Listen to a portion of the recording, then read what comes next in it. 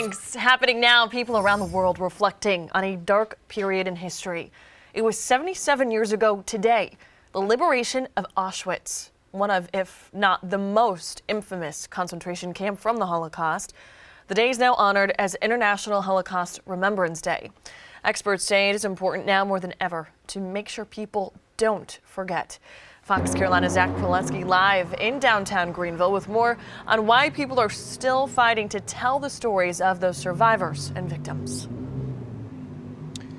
Tori, members of the South Carolina Council on the Holocaust say it's not enough just to remember the Holocaust one day a year, but rather continue to educate people on the atrocities that happened all across Europe in an effort to make sure they never happen again.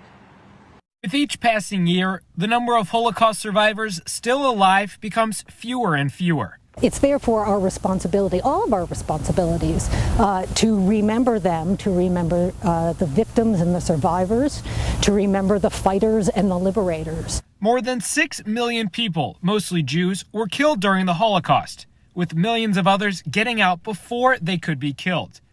Some of those survivors made their way to the upstate. This is an interview the former First Lady of Greenville, Trudy Heller, did with SCE-TV and the South Carolina Council on the Holocaust more than 2 decades ago. She remembered her experience fleeing Austria. It wasn't that easy to come out because they had put a swastika seal on the keyhole that we could see looking out. And if you tear a swastika, it's certain death. According to her obituary from last May, Trudy and her husband, former Greenville Mayor Max Heller, lost more than 90 relatives during the Holocaust. You felt like this can't be happening. Why would it be happening? How can men do this to men? I mean, it was worse than animals. Dr. Melinda Menzer's family also suffered at the hands of the Nazis. Within a 3-4 month period, they were all murdered. Menzer is now on the board of the council. She wants everyone to understand the people, families, communities that were changed forever by what happened. The key is to know more than the basics about the Holocaust, know more than some people died a long way away.